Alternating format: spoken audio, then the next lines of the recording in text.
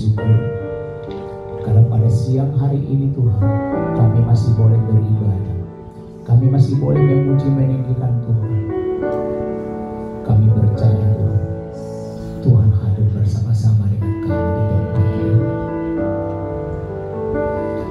Kalau siang hari ini Bapa, Tuhan izinkan hamba untuk memperdengarkan isi hati kembali melalui kebenaran firman-Mu, supaya kami diajar kembali, diingatkan kembali bahwa kami adalah murid-murid-Mu yang Bapa. Kami adalah pengikut-pengikut-Mu Tuhan. Dan kalau kami mengaku kami sebagai pengikut Tuhan, hidup kami seharusnya selaras dengan kebenaran firman Tuhan. Ampuni kami Tuhan kalau kami masih sering terjatuh. Ampuni kami Tuhan kalau kami sering melanggar kebenaran firman-Mu Bapa. Tapi pada siang hari ini kami boleh datang menghadap Tuhan, mohon pengampunan-Mu Bapa, menguduskan kami, menyucikan kami, melayakkan kami Bapa. Kalau nanti kami akan mengambil roti anggur perjamuan kudus, kami percaya Tuhan, tubuh-Mu, darah-Mu yang kudus ya Bapa, yang sudah menyucikan kami, yang sudah menebus kami, sehingga seharusnya kami mati oleh karena dosa perbuatan kami, tapi Engkau gantikan kami di kayu salib, supaya kami semua boleh hidup berkemenangan dalam Tuhan, ditebus oleh Tuhan dari setiap dosa pelanggaran kami. Sebentar hamba-Mu akan memperdengarkan isi hati-Mu, urapi hamba-Mu, urapi kami semua Tuhan, kuduskan kami semua, sehingga pengajaran ini jangan terlewat begitu saja, tapi kami boleh belajar menjadi pelaku atas kebenaran firman Tuhan. Kuatkan kami semua Bapa. Terima kasih Tuhan. Terima kasih Bapa yang baik. Di dalam nama Yesus kami berdoa dan bersyukur. Sama-sama kita katakan amin. Mari silakan Bapak Ibu duduk. Ya, sebelum kita membacakan kebenaran firman Tuhan, boleh dipersiapkan deklarasi firman Tuhan. Multimedia. Sudah deklarasi firman Tuhan. Yuk, dengan hormat boleh disampaikan kembali. Yuk, kita angkat Alkitab kita, gadget kita yang berisi kebenaran firman Tuhan. Boleh kita angkat sama-sama, kita deklarasikan firman Tuhan 1, 2, 3. Aku percaya firman-Mu berkuasa. Aku percaya firman-Mu dapat mengubah seluruh hidupku. Aku percaya firman ini adalah Tuhan sendiri. Aku siap untuk menerimanya dan melakukannya dalam nama Yesus. Amin. Mari silakan Bapak Ibu duduk kembali. Ya, terima kasih kalau pada siang hari ini saya lihat tidak begitu banyak yang berkurang, yang sangat jauh berkurang yang tadi pagi. Saya percaya sekarang turun juga dari segi jumlah, tapi saya percaya beberapa teman-teman mungkin sudah ada yang berlibur dan ada juga yang terhambat datang ke tempat ini karena jalur tol Jakarta Merak sudah mulai padat. Ya, khususnya teman-teman kita yang dari daerah Merak sudah mulai terhambat untuk datang, beberapa mereka. Kemarin sore kami dari Tangerang kembali ke Cilegon kurang lebih 3 jam Bapak Ibu. Ya, mungkin bukan hanya kami yang mengalami, malah kendaraan harus dimasukkan dulu sementara di rest area Bogek, supaya karena kita dengar di pelabuhan sudah mulai padat, jadi supaya semua bisa tertata dengan baik dan tidak apa-apa. Tapi yang mau saya sampaikan, di minggu depan mungkin kemungkinan besar teman-teman yang berlibur belum kembali, jadi khusus tanggal 14 minggu depan kita hanya 1 kali ibadah jam 10. Jadi kita gabung yang jam 8 dan 10.30, tapi kita gabung bersama-sama jam 10. Jadi minggu depan tanggal 14 ibadah di tempat ini kita hanya 1 kali jam 10. Nanti di minggu depannya lagi tanggal 21 ibadah kita kembali seperti biasa. Baik Bapak Ibu, kita baca firman Tuhan dari Injil Markus pasal yang kedua, ayat yang pertama sampai yang ke-12.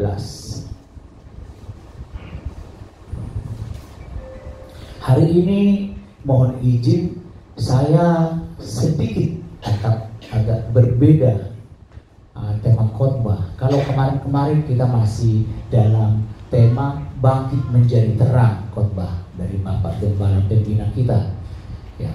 Tapi untuk kali ini mohon izin saya sedikit berbeda. Saya mau menjelaskan tentang perlunya kita menjadi murid, khususnya di dalam Kersel. Karena beberapa hari yang lalu dalam pertemuan kami para pemimpin di tempat ini dengan para pengerja, teman-teman mengingatkan ke saya, minta tolong untuk diingatkan kembali kepada seluruh jemaat. Pak Narso, ke depan aja Pak. Ke depan Pak. Yuk, di depan kita. Jangan di belakang Pak. Tolong dibantu. Oh, apa-apa. Di depan masih kosong Ibu. Yuk, kita banyak. Ya, saya diingatkan oleh teman-teman, tolong Pak Sabar, diingatkan kembali ke teman-teman bahwa Kersel itu sangat penting. Nomor 2, tolong jangan teman-teman itu, para jemaat itu, jangan ada yang khawatir masuk Kersel. Jangan. Jadi tolong Pak Sabar sampaikan kembali apa yang sudah diajarkan oleh Pak Wiryo sebagai gembala pembina kita, supaya kita semua sama-sama memiliki pemahaman yang sama. Kersel itu adalah sesuatu yang sangat dibutuhkan oleh seluruh jemaat, dan jangan sampai ada satupun jemaat yang khawatir, ragu masuk Kersel. Tapi kita semua ada di dalam Kersel. Saya tidak usah tanya siapa yang sudah masuk Kersel, siapa yang belum, karena setiap wajah-wajah yang di Kersel secara umum saya masih hafal. Siapa yang di Kersel, siapa yang belum Kersel, siapa yang sudah lama tidak datang di Kersel, saya masih ingat. Jadi nggak usah saya tanya. Tapi pagi ini, siang ini saya mau mengajak kita semua, mengingatkan kita semua bahwa masuk di Kersel itu sangat-sangat penting. Ya, seberapa pentingnya ini akan kami sampaikan sedikit demi sedikit.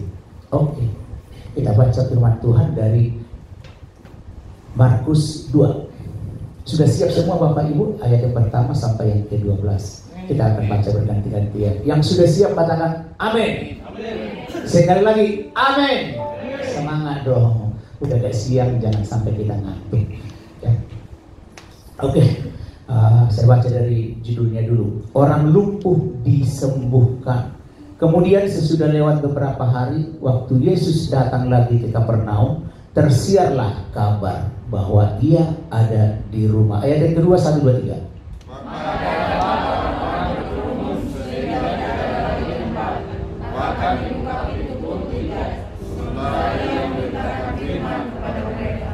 Ada orang yang datang membawa kepadanya seorang lumpuh, digotong oleh 4 orang. Kenapa harus digotong Bapak Ibu?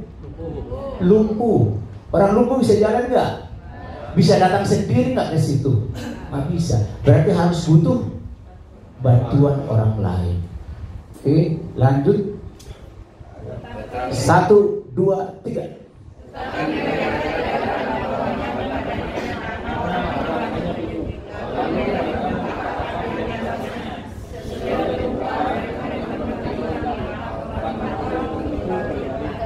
Saya masih segar di ingatan saya pada saat saya masih sekolah minggu beberapa puluh tahun yang lalu. Usia saya saat ini 60 tahun. Berarti ya sekolah minggu itu sekitar umur mulai dari, ya kita masih ingat dari umur 4, kalau 3 tahun ke bawah belum teringat. Tapi 4-5 tahun sampai umur 10 tahun masih teringat, sampai 11 tahun ya sebelum masuk SMP. Nah, waktu ini diajarkan oleh guru sekolah minggu. Pada saat itu di pemahaman saya sebagai anak-anak sampai saat ini juga itu tidak mudah buat saya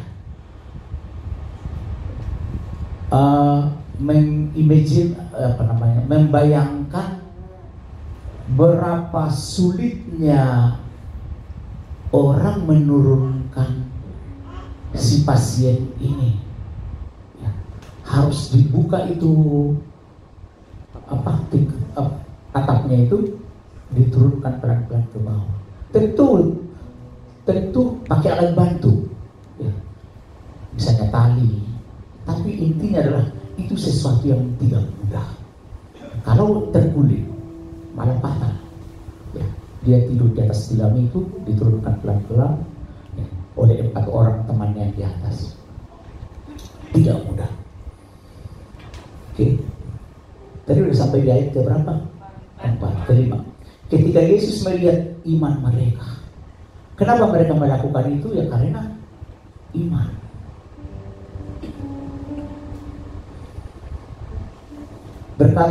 Berkatalah Yesus kepada orang lumpuh itu, "Hai anakku, dosamu sudah diampuni." 6, 1, 2, 3.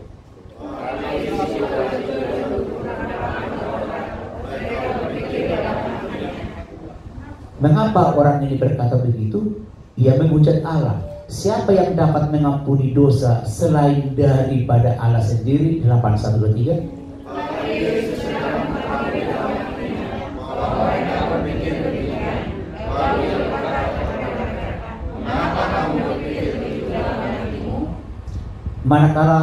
Manakah lebih mudah mengatakan kepada orang lumpuh ini, dosamu sudah diampuni, atau mengatakan, bangunlah, angkatlah tilangmu dan berjalanlah? 10, 1, 2, 3.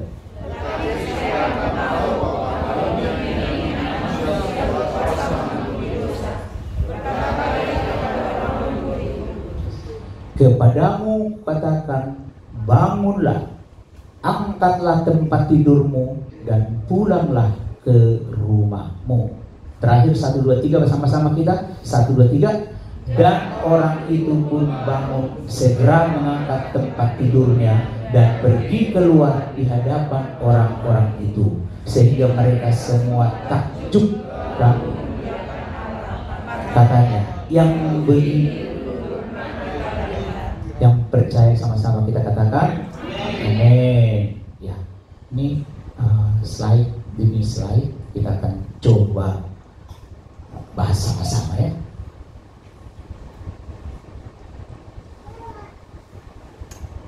Tidak bergerak. Pas.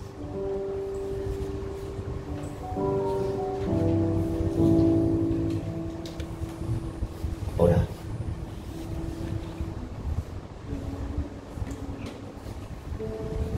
Ya.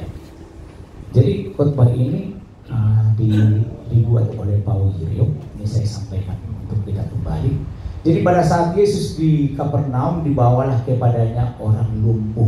Tadi sudah kita sampaikan, orang lumpuh tidak mungkin datang ke tempat itu, harus butuh bantuan. Berapa orang teman-teman, bapak ibu, teman-temannya itu? 4 orang. Di situ tidak dijelaskan bahwa apakah itu saudaranya atau temannya. Tapi menurut saya tidak mungkin ada tiba-tiba ada 4 orang datang menggotong si pasien ini ke sana kalau tidak ada hubungan antara si orang lumpuh dengan yang 4 orang itu. Entah itu saudaranya, entah itu tetangganya, entah itu kerabatnya. Kecuali kalau misalnya ada orang kecelakaan, kita tidak pandang bulu mau saudara mau siapapun itu, siapa yang ada di situ spontan dibawa ke rumah sakit oleh orang yang ada di situ. Tapi kalau orang lumpuh kan bukan suddenly, bukan tiba-tiba. Jadi siapapun mereka itu pasti ada hubungan kekerabatan antara si 4 orang yang membawa dengan pasien. Apa yang kita lihat dari hal ini? Kita apapun kondisi kita butuh orang lain. Betul atau betul? Kita selalu butuh orang lain. Tidak mungkin kita hidup sendiri. Itu kenapa saya katakan tadi perlu kita ada di dalam kersen. Contohnya saya orang Batak, pasti dalam kondisi tertentu saya pasti butuh orang lain. Ngapain masuk kersen Pak Sabar? Kan ada namanya Parsahu Tahun. Parsahu Tahun itu adalah kumpulan kekerabatan di sesama orang Batak di satu daerah, di satu wilayah. Misalnya wilayah PCI, Pondok Cilegon Indah, di sana ada kumpulannya. Tapi saya pastikan tidak di semua kondisi dengan teman Parsahu Tahun itu bisa kita saling membantu. Betul atau betul? Yang menurut hemat saya yang paling cepat, yang punya tindakan kalau kita terjadi sesuatu yang butuh orang lain, teman satu kersa. Saya ada apa-apa, di sini ada Pak Siboro teman saya satu kersa. Saya telepon, Pak Siboro ada di mana sekarang? Oh, ada di rumah. Saya ada penting begini, bolehkah saya diantar ke rumah sakit misalnya? Dengar saya sakit, Pak Siboro pasti tolong. Saya pernah sakit malam-malam. Pada saat itu, kalau sekarang puji Tuhan, sudah ada kendaraan yang baru. Boleh tepuk tangan. Besok-besok saya beli sesuatu, saya telepon Pak Siboro minta tolong. Tapi pada saat itu yang ada yang online, yang online juga sama oleh istri saya diantar ke rumah sakit. Itu contoh. Tapi hal yang mau saya sampaikan, kita ada apa-apa, yang pertama kita hubungin adalah teman satu kersen. Pada saat kami masa COVID, teman-teman satu kersen sangat banyak mensupport kami. Ibu Norita bolak-balik. Itu tidak bisa kami lupakan. Jadi hal yang saya sampaikan itu, kita dengan teman satu kersen itu menjadi satu keluarga, menjadi satu saudara. Itu kenapa selalu kita dorong, tolong masuk di dalam kersen, tolong masuk di dalam kersen. Seperti itu, lanjut. Nah, orang lupa perlu pertolongan orang lain. Apapun kondisi kita, apapun jabatan kita, kita selalu butuh orang lain. Sama, si orang lupa pun pengen bertemu dengan Yesus, ingin mengalami mujizat kesembuhan dari Tuhan Yesus. Dia butuh pertolongan. Ini maafkan saya Bapak Ibu, saya tidak siapkan outline, tapi saya sudah janji seperti yang tadi pagi saya sampaikan. Ini nanti materi ini akan saya bagikan lewat para pengerja, lewat nomor-nomor yang saya punya yang ada connect dengan saya akan bagikan nanti materi ini. Jadi supaya bisa dibaca-baca ulang lagi di rumah. Nanti pasti saya akan bagikan, walaupun hari ini tidak saya siapkan outline-nya. Lanjut. Sungguh menguntungkan bahwa orang yang lumpuh memiliki teman. Ya, kalau kita asumsikan seperti saat ini, ya teman satu kersen. Walaupun tidak ditulis di situ. Seperti yang saya bilang tadi di awal, siapapun orang itu pasti punya hubungan kekerabatan dengan antara si 4 orang yang membawa dia dengan orang yang sakit lumpuh. Nah, orang lumpuh digotong oleh 4 orang, lalu mereka membuka atap. Ini dari yang saya sampaikan. Kalau tadi pagi saya ibaratkan kliniknya Ibu Karolin yang ada di Batu Ampel, Bojonegara. Orang datang ke situ berduyun-duyun. Mungkin ada beberapa kita yang sudah pernah berkunjung ke sana. Kalau tiba-tiba ada pasien yang sudah banyak numpuk orang di depan itu, saya tanya Pak Herlan, bagaimana hati Pak Herlan kalau kliniknya dibongkar dari atas atapnya untuk menurunkan pasien? Dari wajah Pak Herlan tidak mudah untuk membayangkan bagaimana atap rumah beliau, atap kliniknya itu dibongkar supaya si pasien itu bisa masuk. Tapi itulah kejadian pada saat itu. Nah, ketika Yesus melihat iman mereka, mereka bisa melakukan itu hanya karena iman. Nah, tapi yang pertama ditanya oleh Tuhan Yesus, atau yang diperkatakan oleh Tuhan Yesus, atau tindakan yang dilakukan oleh Tuhan Yesus, bangun, bangkit, berjalan, bukan. Yang pertama apa? Dosa. Karena Karena dosa lah yang menghalangi kita mengalami mujizat kesembuhan dari Tuhan. Tapi kita percaya sebentar kita akan masuk dalam perjamuan kudus. Kita percaya Tuhan sanggup menolong kita. Tuhan sanggup menyucikan kita. Tuhan sanggup untuk menghapus setiap dosa kita. Perkara sakit kita buat Tuhan Yesus mudah. Perkara Tuhan Yesus untuk menyembuhkan kita sesuatu yang mudah. Betul atau betul? Tapi langkah awal yang dilakukan oleh Tuhan Yesus, bagaimana dosa kita ini dulu. Karena dosa lah yang menghambat kesembuhan, pemulihan, terobosan. Ini yang menjadi penghambat. Jadi ini dulu yang dibereskan oleh Tuhan Yesus. Dosamu sudah diampuni, kata Yesus. Bagaimana caranya supaya kita memiliki iman? Ada beberapa poin yang mau saya sampaikan. Yang pertama, mendengar firman atau menerima firman. Seperti yang tertulis di Roma 10 ayat 17. Yuk kita baca sama-sama 1, 2, 3. Jadi iman timbul dari pendengaran, dan pendengaran oleh firman Kristus. Iman atau iman? Iman. Maafkan saya, lidah Batak. Yang pertanyaan, apa sih rema itu? Kadang kamu dapat rema apa? Rema dari satu nats firman Tuhan. Rema yang saya dapat dengan yang didapat oleh Pak Yuda sama atau tidak? Belum tentu sama. Berbeda dengan namanya logos. Apa itu logos? Menjadi suatu knowledge, menjadi suatu pengetahuan buat kita. Contoh, ini tadi pagi saya sampaikan juga ke teman-teman. Contoh, Yesus lahir di mana? Siapapun kita yang pernah merayakan Natal, artinya kita orang Kristen, yang bukan Kristen aja tahu bahwa Yesus lahir di Bethlehem. Bethlehem kota besar, kota kecil? Kota kecil. Itu hanya sekedar pengetahuan. Oh, Yesus lahir di Bethlehem. Si Sabar lahir di, ada yang tahu? Di Longgole, kampung kecil, mobil nggak bisa masuk pada saat itu karena dusun kecil.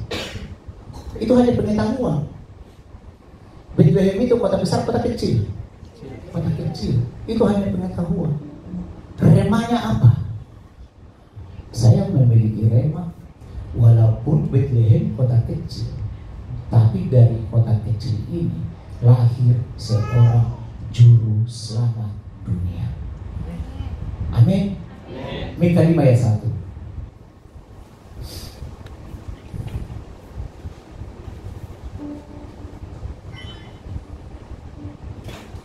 Mika 5 ayat 1. Sorry, ini lampunya terlalu silau. Nggak apa-apa.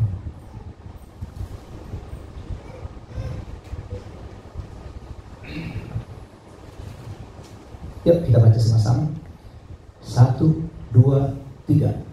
Tetapi belum semua. Sudah ketemu? Katakan amin.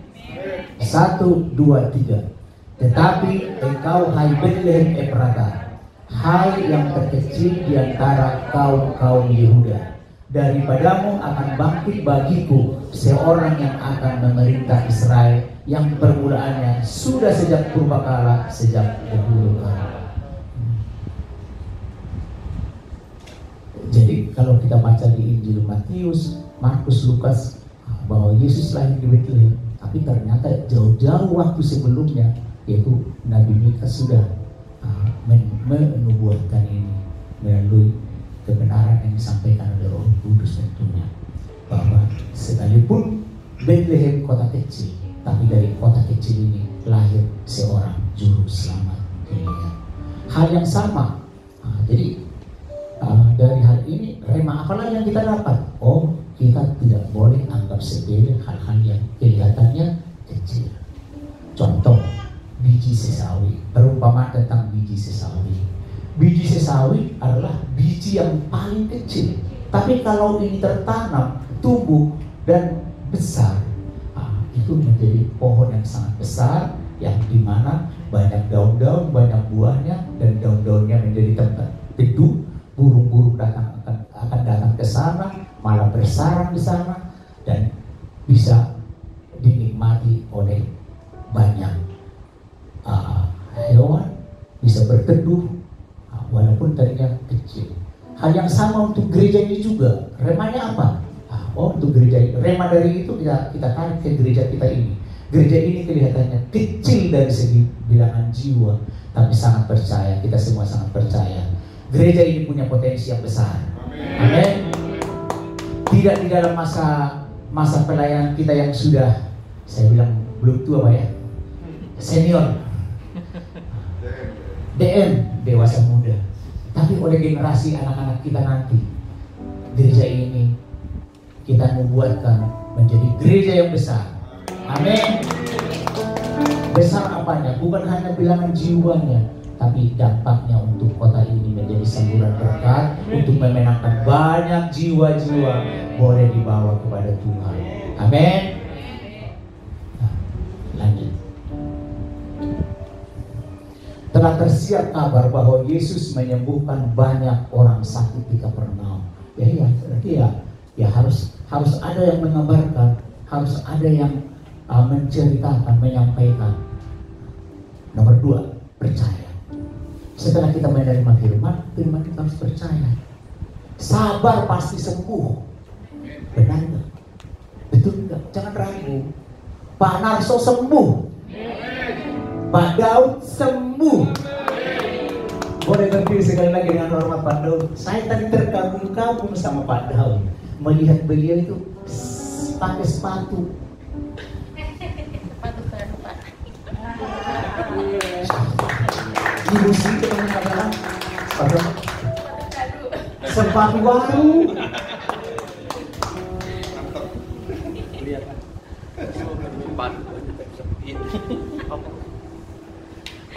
Saya sangat terbeban buat beliau. Saya pikir waktu Jumat Agung pasca bisa hadir, ternyata ada di rumah sakit. Saya kejar ke rumah sakit, tapi hari ini saya lihat datang dengan Ibu Siti pakai sepatu baru. Waktu beliau ada masalah Bapak Ibu. Jadi saya sedikit pun saya tidak terbayang bahwa beliau itu bisa pakai sepatu gitu, tapi pakai sepatu baru. Itu semua karena kasih dan kemurahan Tuhan. Ya, intinya kita percaya bahwa sembuh, pasti sembuh, pasti sembuh. Itu yang kita saya pasti sembuh, saya pasti sembuh. Pak Narso pasti sembuh. Bisa naik tangga di lantai, nggak mudah. Itu semua karena kasih dan penyertaan Tuhan. Amin. Jadi kita terima firman, kita percaya.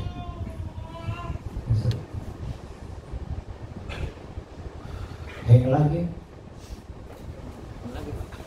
Iya. Di mana masalahnya? Apa baterainya?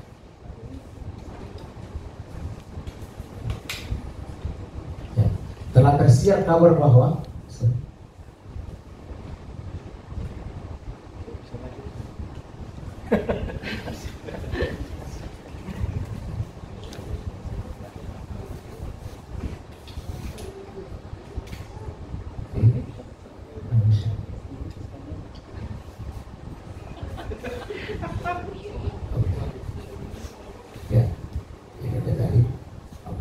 percaya akan firman Tuhan.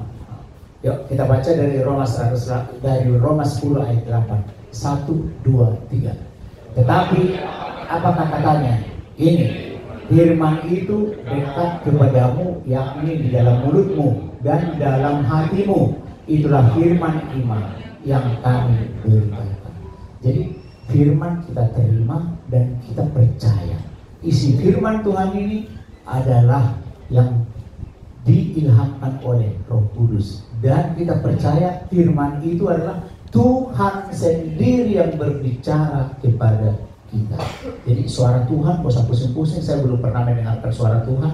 Baca firman Tuhan. Amin.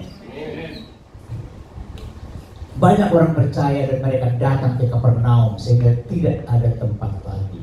Orang-orang datang ke tempat Yesus itu karena apa? Hanya satu, karena percaya.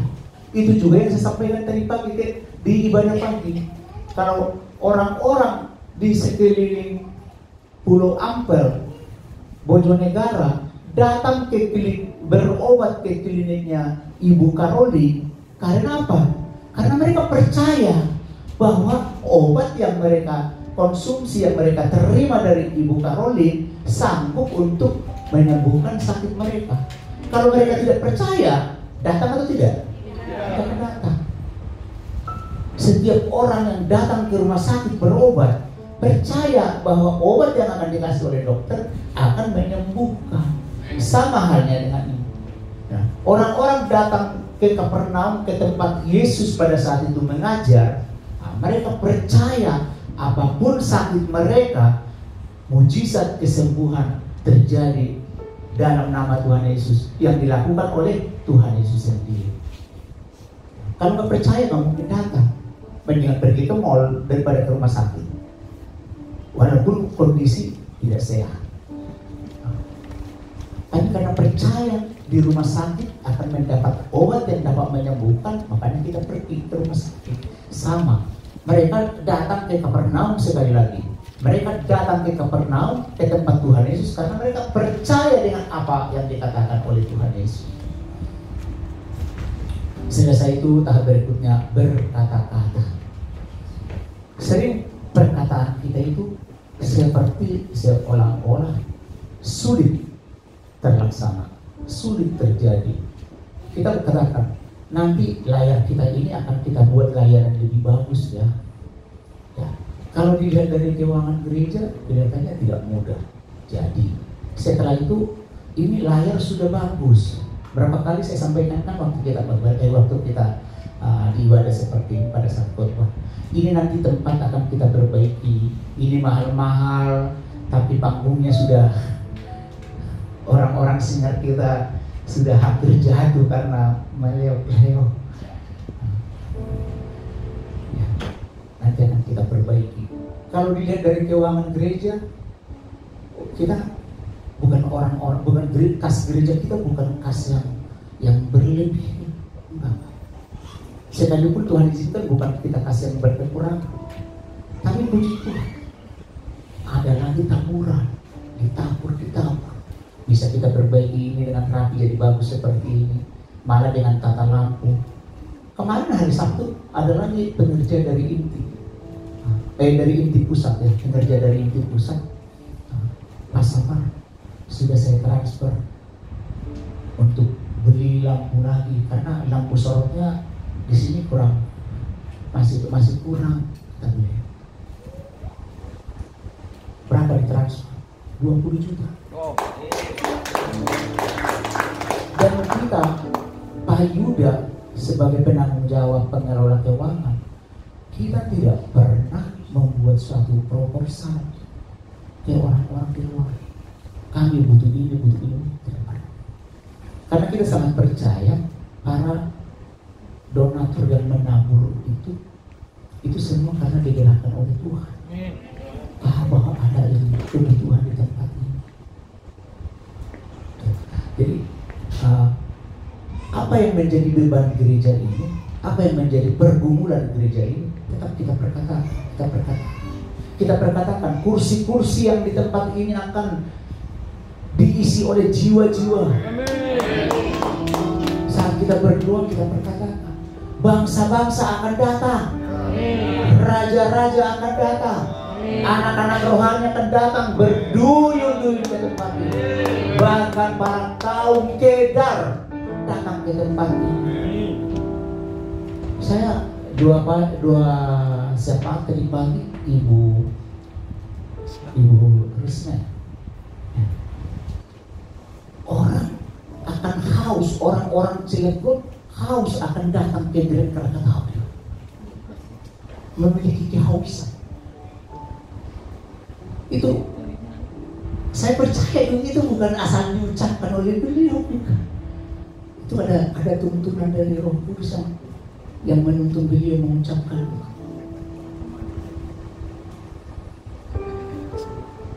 Jadi saya sangat percaya, Pak Yuda sangat sering memperkatakan, ini kursi-kursi akan diisi oleh jiwa-jiwa baru. Akan datang jiwa-jiwa yang sudah lama tidak mengenal, yang sudah lama tidak bertemu dengan Tuhan, tidak datang ke rumah ibadah, akan diisi. Itu selalu kita perkatakan.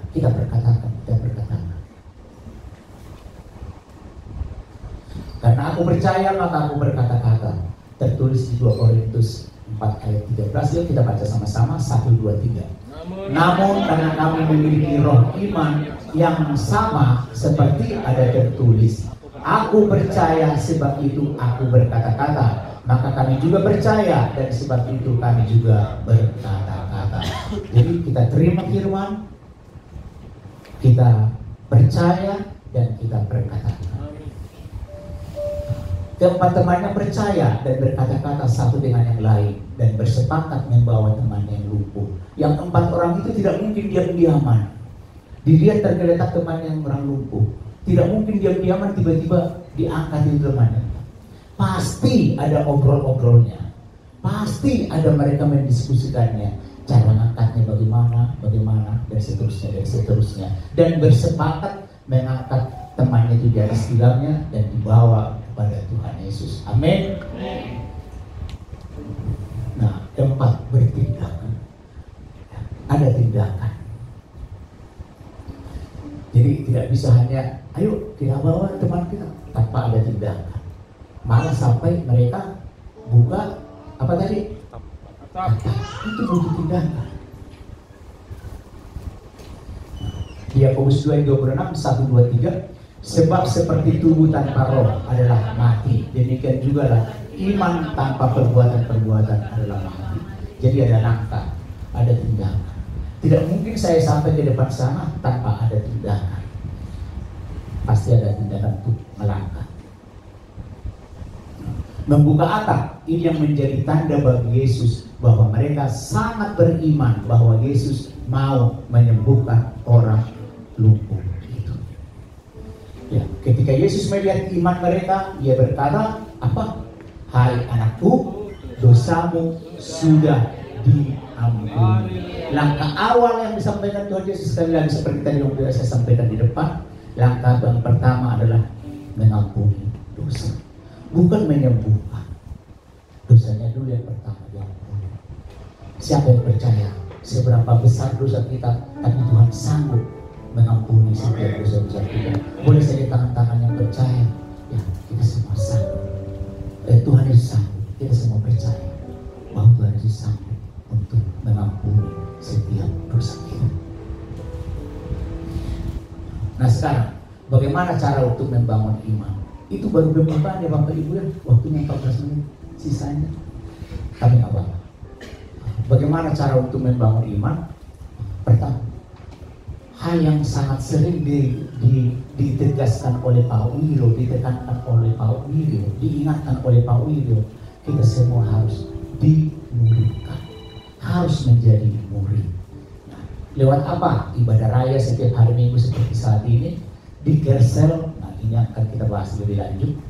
Dan mesbah keluarga dan mesbah pribadi suka membaca Alkitab setiap hari.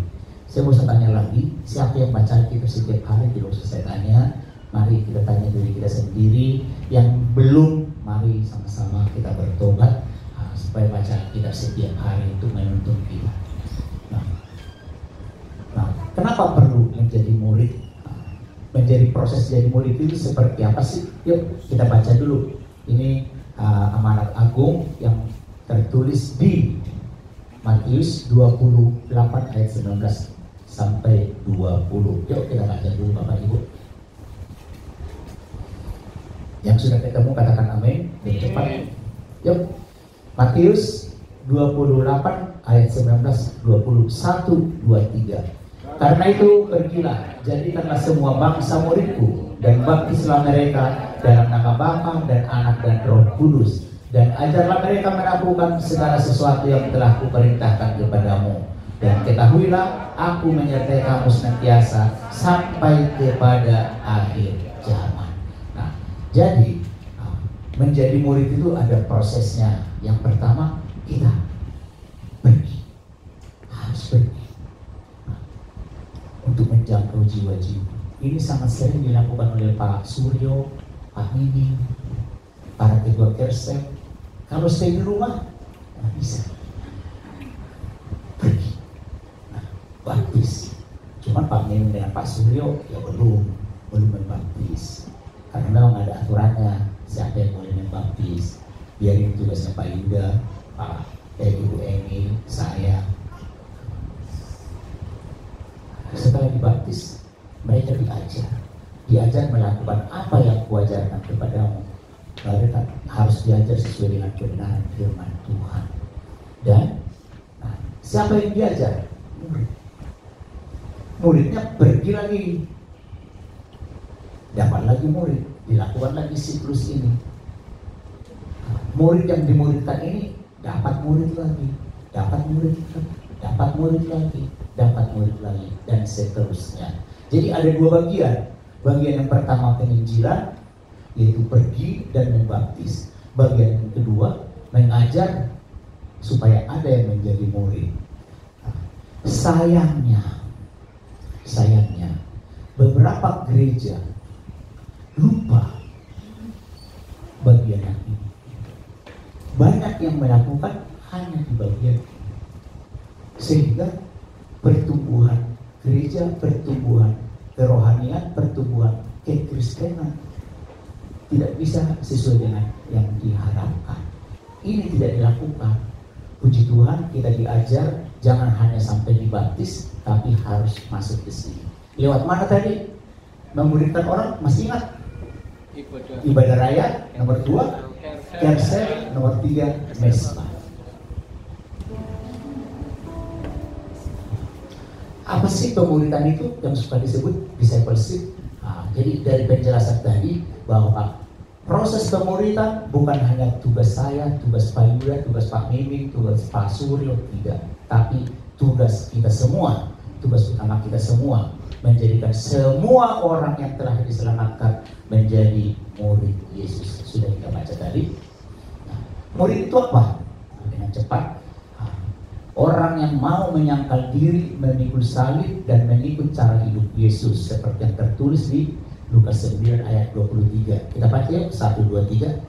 Katanya kepada mereka, setiap orang yang mau mengikut aku, ia harus menyangkal dirinya, memikul salibnya setiap hari, dan mengikut aku. Mohon maaf ya, di sini huruf besar, maksudnya ini adalah mengikut Tuhan Yesus. Dan sebagai murid harus disiplin. Karena disciple itu artinya disiplin. Artinya orang yang menjadi murid memiliki sifat yang disiplin. Orang yang melatih tubuhnya agar dapat hidup selaras dengan firman Tuhan, sesuai dengan apa yang tertulis di 1 Korintus 9 ayat 27.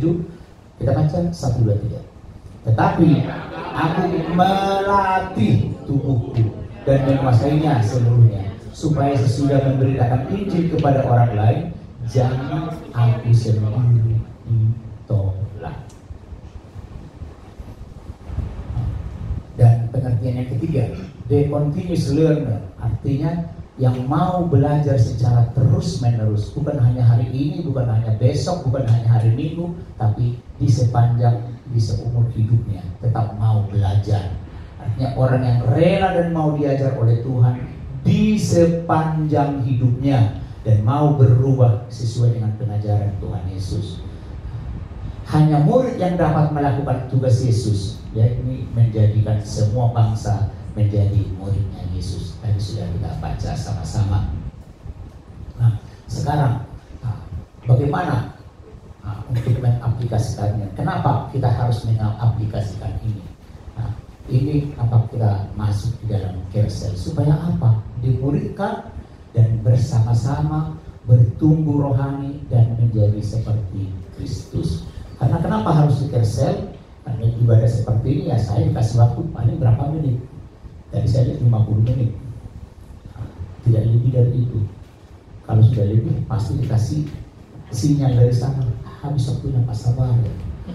Tapi kalau di Kersel kita bisa sama-sama mendiskusikan, bisa kita sama-sama sharing, sehingga kebenaran firman Tuhan hari ini bisa kita bahas lagi lebih dalam lagi pada saat Kersel. Tapi ada beberapa hal yang tidak boleh dilakukan di Kersel. Karena itu bisa berpotensi menghambat Kersel itu. Kira-kira apa ya? Ada yang boleh tahu apa yang tidak boleh dilakukan di Kersel? Arisan, jualan, gosip, gosok-gosok makin sip. Kalau sudah 2 berkat, pulang. Nggak usah gosip kemana-mana. Apalagi ini yang jadi orang berpotensi tidak datang ke Kersel. Arisan, jualan, apalagi gosip, hutang, apalagi pakai rente, apalagi pakai bunga. Jangan di Kersel, jangan. Itu akan menghambat Kersel itu. Apalagi arisan panci.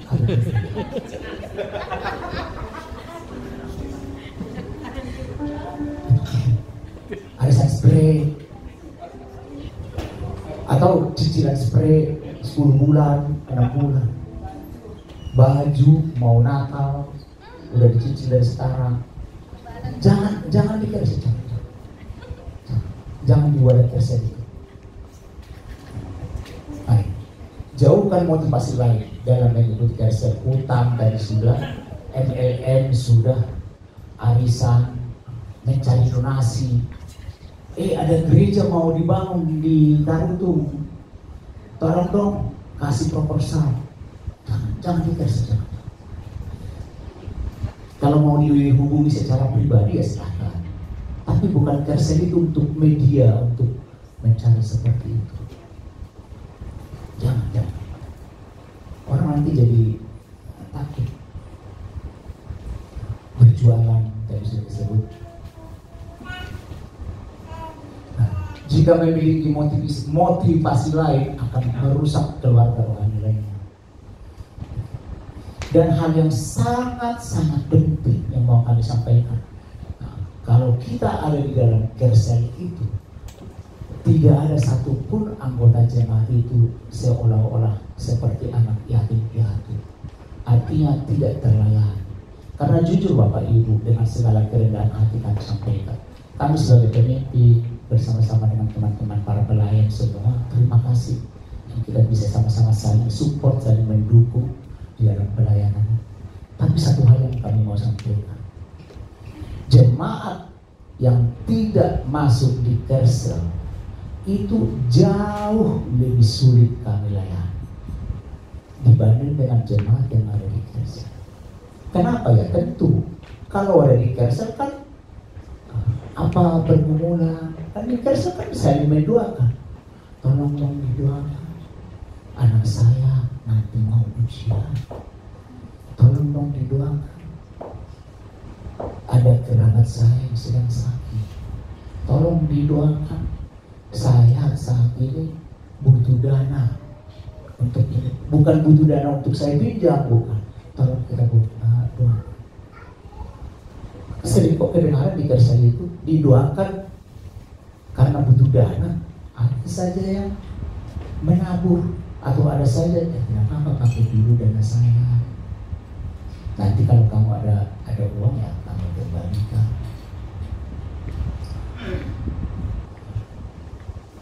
Tapi itu bukan proses pinjam meminjam pada saat karena dia tolong dong pinjam, beda. Tapi karena si jemaat yang butuh ingin didoakan, saya butuh untuk sekolah anak saya, tolong dong kita bawa dalam doa biar Tuhan bukakan. Beda. Betul atau betul?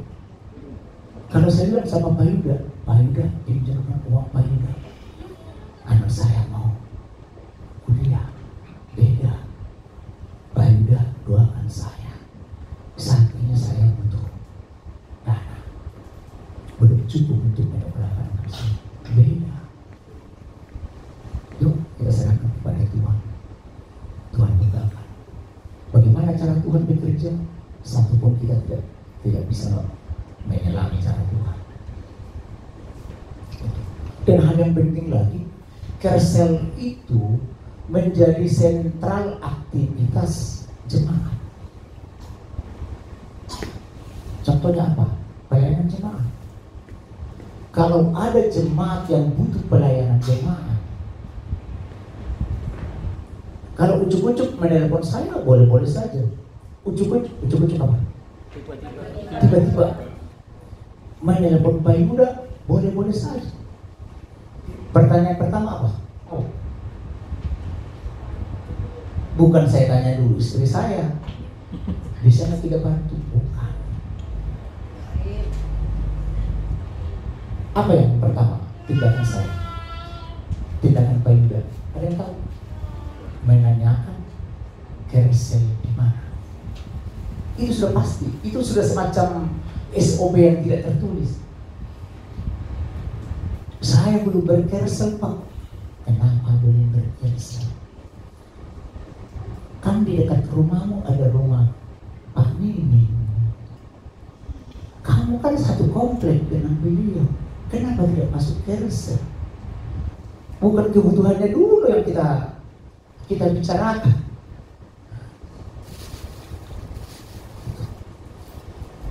Apapun dalam pelayanan jemaat, pertama-tama yang kita bicarakan adalah kersel. Itu kenapa saya bilang tadi, orang yang masuk di kersel dan orang yang tidak masuk di kersel jauh lebih mudah kita melayani. Selain bisa saling support dengan sesama anggota kersel, ya namanya satu keluarga. Jadi dalam hal ini izinkan saya sekali lagi menyampaikan ke kita semua yang belum kersel, masuklah dalam kersel. Masuklah dalam kersel. Nanti nama-namanya ada dicantumkan di depan. Tapi boleh saya lihat, boleh dong berdiri bapak-bapak, ibu-ibu, rekan-rekan yang mau suaminya, mau istrinya, dua-duanya silakan. Boleh dong berdiri supaya teman-teman jemaat tahu siapa sih orang-orang kersel, pengurus-pengurus kersel. Boleh berdiri dengan hormat. Ada Pak Suryo, ada Pak Memi, ada Ibu Hera, tadi Bu Emil ada di bawah. Tolong Bu, tolong Pak Samosir berdiri, tidak berdiri Bu. Ayo Pak Yanto, istri saya berdiri, Pak Yuda, tolong berdiri kita semua Pak. Ya, siapa lagi? Anak-anak muda, Kak Febri, ya.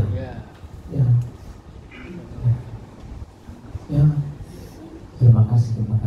Ya, silakan duduk. Nama-nama nomornya ada nanti di depan. Kalau terlalu cepat tidak sempat dicatat. Tadi Pak Narso nggak berdiri. Udah. Oh, ini mami Bu, ini sinus. Mata saya makan dari ya. Nanti nama-namanya akan kita bagi ya.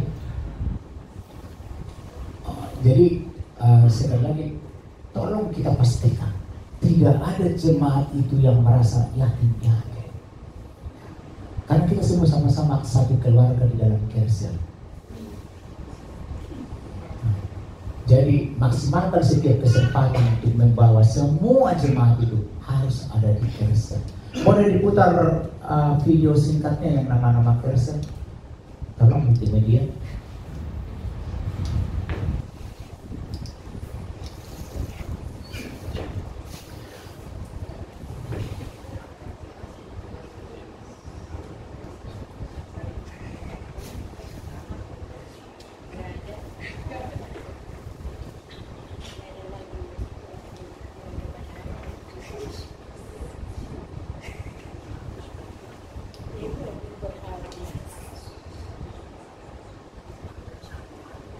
Oke, terima kasih. Materi tentang kersel sudah saya sampaikan. Sebelum kita tutup di dalam doa, karena masalah kersel ini masalah yang sangat-sangat penting. Tapi saya takut ada yang terlewat. Barangkali Pak Yuda ada melengkapi sesuatu, siapa tahu ada yang tertinggal. Khusus kersel sudah cukup. Jadi sekali lagi Bapak Ibu, izinkan kami semua, para pengurus kersel semua, sama-sama memohon kepada Bapak Ibu khususnya yang belum masuk di Kersel, belum masuklah di Kersel, supaya kami para pelayan Tuhan lebih mudah di dalam melayani para jemaat semua, dan juga di dalam pelayanan di tempat ini, semua para pelayan, semua jemaat yang rindu untuk melayani, semua pasti harus melalui Kersel, melalui ketua Kerselnya. Tidak ada yang ucuk-ucuk datang ke saya, Pak, saya bisa nyanyi loh, boleh nggak saya jadi singer? Pasti saya tanya dulu, sudah masuk Kersel belum? Siapa ketua Kerselnya? Seperti itu. Baru nanti kita arahkan nanti ke Pak Suryos dengan Cynthia sebagai koordinator PUB dan musik. Seperti itu. Jadi tolong sekali lagi yang belum ada di Kersel supaya masuk di Kersel. Saya sangat bersyukur Pak Daud, Ibu Siti, mereka sudah masuk karena mereka tahu bahwa Kersel itu wadah untuk saling menopang. Mereka sudah masuk di Kersel. Saya berterima kasih. Jadi itu saja yang boleh saya bagikan untuk kita semua sebelum kita masuk di dalam perjamuan kudus nanti akan dipimpin oleh Pak Yuda. Mari para pemuji penyembah boleh maju ke depan. Allah